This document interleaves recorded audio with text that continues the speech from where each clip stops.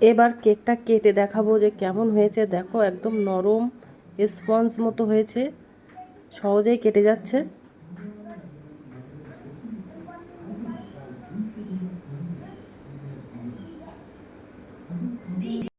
দেখেছো কেকটা কত সুন্দর হয়েছে আর একদম নরম স্পঞ্জ মতো হয়েছে, দেখতে পাচ্ছ।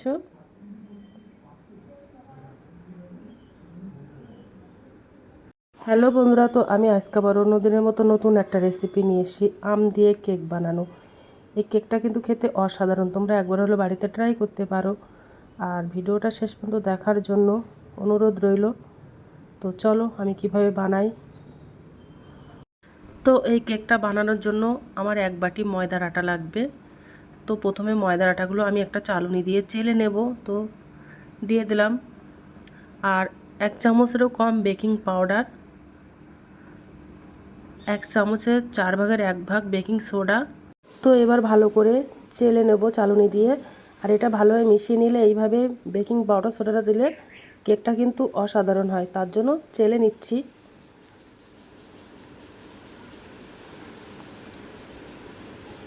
আর দেখো কতটা দলা দলা মতো বেরিয়েছে।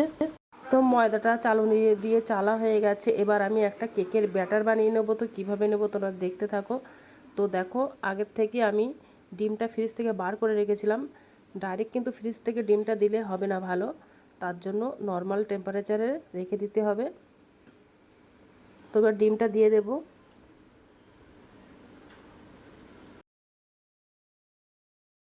আর হাফ বাটিরও কম সাদা তেল নিয়ে নিয়েছি। তো তেলটা দিয়ে দেব। আর এই বাটি দিয়ে কিন্তু আমি আটাটা মেপে নিয়েছিলাম। আর দেখো এই বাটি দিয়ে আমি চিনিটা মেপে নেব। এই বাটির আমি হাফ বাটি চিনি দিয়ে দেবো। আগের থেকে চিনিটা গুঁড়ো করে নিয়েছিলাম। আর চিনিটা গুঁড়ো করে দিলে তাড়াতাড়ি ডিমের সঙ্গে মিশে যায়, তার জন্য চিনিটা গুঁড়ো করে নিয়েছি।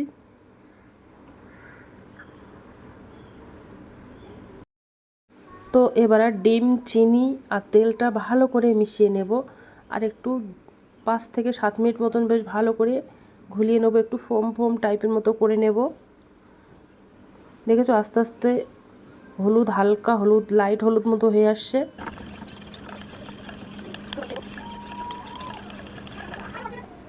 আর চিনিটা দেখো মিশে গেছে একদম। তো ডিমটা মেশানো হয়ে গেছে। এবার দেখো আমি আগের থেকে একটা আমের পিউরি বানিয়ে নিয়েছিলাম। তো এবার আমের পিউরিটা দিয়ে দেব। আর আমার এই আমের পিউরিতে কোনো আঁশ নেই। তোমাদের যদি কোনো রকম যদি আঁশ থেকে থাকে তাহলে একটা ছাঁকনি দিয়ে ছেঁকে তারপরে সেই পিউরিটা দেবে, তা না হলে মুখের মধ্যে পড়লে আঁশগুলো খেতে কেকটা খুব ভালো লাগবে না, তার জন্য। এবারে আমের পিউরিটা ভালোভাবে মিশিয়ে নেব।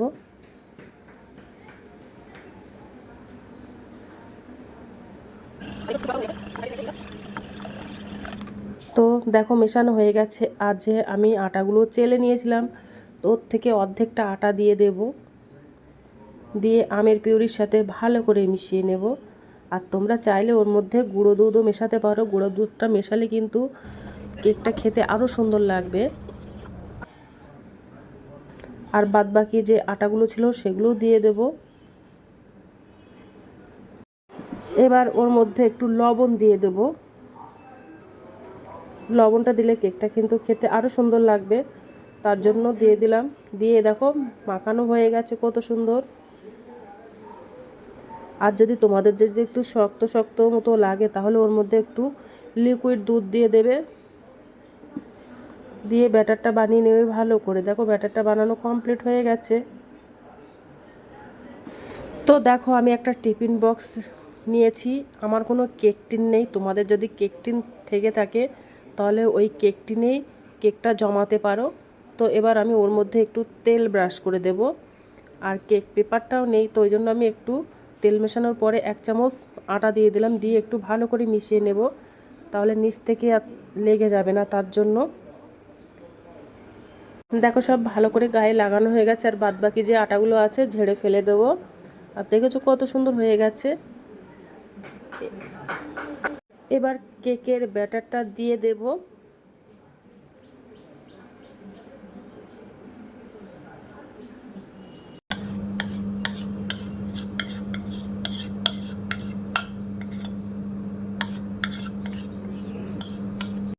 এবার বেশ ভালো করে একটু ঝাঁকিয়ে সেট করে নেব, যেন কোনো ফোলা ভাব না থাকে তার জন্য।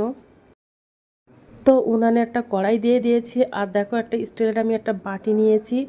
তোমাদের যদি স্ট্যান্ড থাকে তো স্ট্যান্ডটাও দিতে পারো।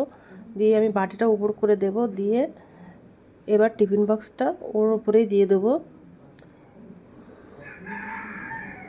তো দেখেছো দিয়ে দিয়েছি কিভাবে। এবার একটা ঢাকনা চাপা দিয়ে দেব। তো প্রথম 5 মিনিট মিডিয়াম ফ্লেমে দিয়ে দেবে, তারপরে একদম লো ফ্লেমে দিয়ে দেবে কেকটা। তারপরে একটা কাঠি ফুটিয়ে দেখবে যে কেকটার গায়ে, কাঠির গায়ে লেগে যাচ্ছে কিনা। যখন দেখবে লেগে যাচ্ছে না তখন কেকটা হয়ে যাবে। তো আমার কেকটা হয়ে গেছে, আর একদম দেখো স্পঞ্জ মতো নরম হয়ে গেছে। তো কেকটা এবার ঠান্ডা হয়ে গেছে, এবার আমি কেকটা একটা প্লেটে তুলে দেখাবো যে কেমন হয়েছে। দেখেছো কেকটা হয়ে গেছে, কত সুন্দর দেখতে লাগছে। এবার আমি কেকটা আমের ফ্লেভার আনার জন্য আমি একটা আমের পিউরি বানিয়ে নেব। তো একটু একটা দেখো মিক্সার গ্রাইন্ডারে মিক্স করে নিয়েছি। এবার ওর মধ্যে একটু চিনি দিয়ে দেবো, দিয়ে তো দেখো বানানো কমপ্লিট হয়ে গেছে। এবার আমি কেকের গায়ে মাখিয়ে নেব।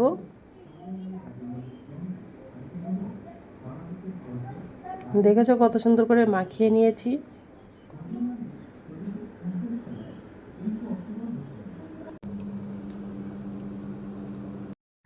তো কেকটা এবার খাওয়ার পালা।